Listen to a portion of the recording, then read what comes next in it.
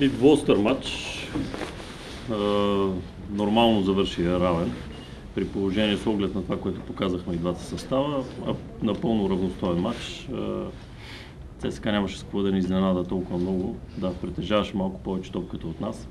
Ние стояхме по-далече от тяхната палантерия, но все пак те имат така много добри изпълнители, които ни принуждаваха да седиме по-далеч от тяхната палантерия и затова малко по-трудно при нас ставаха атаките. Или за да стигнем до атака, трябваше да превземем много голямо пространство от терена. Но съм доволен с оглед на това, че направихме една тежка загуба в Ловеч и то най-вече от тактически грешки и технически грешки. Този матч сведахме грешките до минимум, едно изцяло себераздаване на момчетата, на което им прави чест.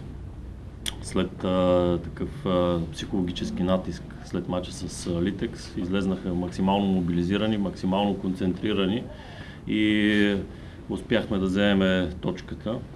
Както взехме точката, така можеше и да не я вземем, така можеше и да я вземем накрая на матча, да вземем 3. Но това е футбол. Аз съм специално за този матч съм доволен от представянето на отбора. Лайв Спорт Русев. Това ли е пътят, по който Черноморие трябва да върви от тук нататък? Значи пътя все още го търсиме, защото нямаме достатъчно кадри, нямаме достатъчно футболисти.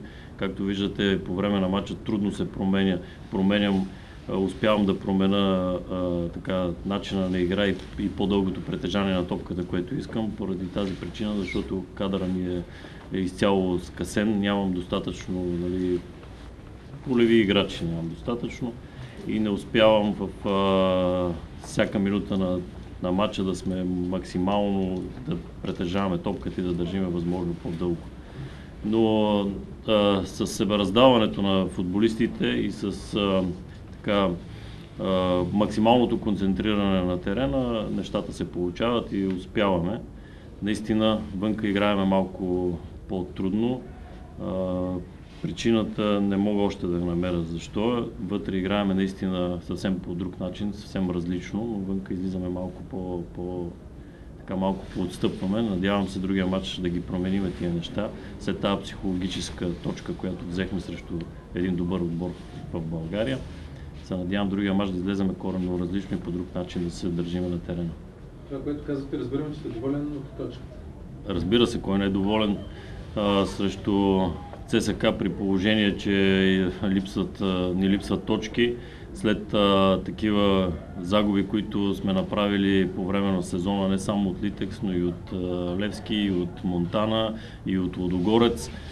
Нормално е да се стремиме срещу силните отбори да вземем каквото можем и днеска успяхме да вземем точка. Нормално е да съм доволен.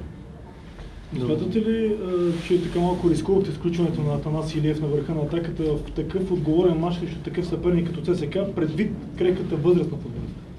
Не рискувам по никакъв начин. Все пак той е момче, което има качества, има физически данни. Той трябва да прегори, да. Защо да не е в такъв матч? Какъв е проблема? Никакъв начин. Вътре има достатъчно опитни футболисти, които трябва да му помогнат, да му застанат зад гърба, да му дадат шанс на това момче да се развива. Даже имах една идея да започна и с него, но така с течение на последните няколко часа прецених, че е по-добре да заложа на по-опитен футболист. И затова и после предприех вече и смяна, за да го пусна, защото искам да му дам шанс на момчето.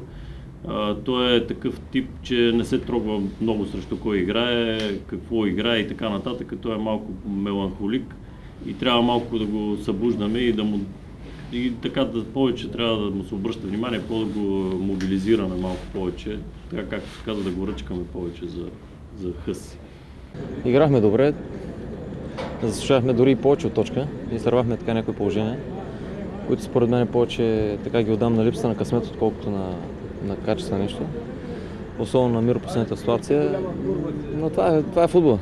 Хикс е една точка вземе и продължаваме напред. И до следващия мач. Ти беше много остър след мача в Ловеч и е нормално, ти си капитан. Видя ли някаква промяна като цяло в играта на съотборниците си в този мач срещу ЦСКА? Аз мисля, че всички са видяли промяната. По-точно надявам се всички да са видяли. Едно друго лице показахме днес. Всички се раздаха на 100%, с желание, с амбиция и в крайна сметка точката беше най-малкото, което можеше да вземе от мача. Мислиш ли, че това голямо желание ще се запази за напред или само срещу такива големи отбори ще го показвате? Надявам се, имахме доста разговори така през седмицата с треньорите между нас и лично надявам се те да окажат влияние и да това, което наблюдахме днес, да продължи за бъдеще.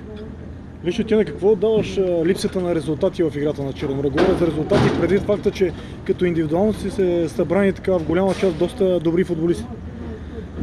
Изненадан ли си? Не знам, изненадан съм, да. Доста фактори се събраха, но в крайна сметка най-важното е, че ние не заслужаваме това, което е в момента, това класиране и ще направим всичко, което е по нашите цели да го променим. Миро, какво не ти достигна в продължението, за да материализираш това положение, което ще се окаже решаващо в матча? Може би малко късмет, не знам ситуацията. Тя дойде на момента така да изигра. Шут, какво направим? Има го в футбола, добър вратар, спася. Явно това не е моя полусезон. Честно, как се чувстваш на десния фланг? Личи си, че не ти е там мястото. Ти лично как се чувстваш? Вижте, аз се чувствам добре. В смисъл, най-добре се чувствам на терена. Дали ще играя ляво, дясно, в центъра, няма значение. Ако важното е отбора да върви напред. Две думи за матча. Как го видя ти? Успорвам до бой. Мисля, че днес така показахме едно по-нормално за нашия отбор лице.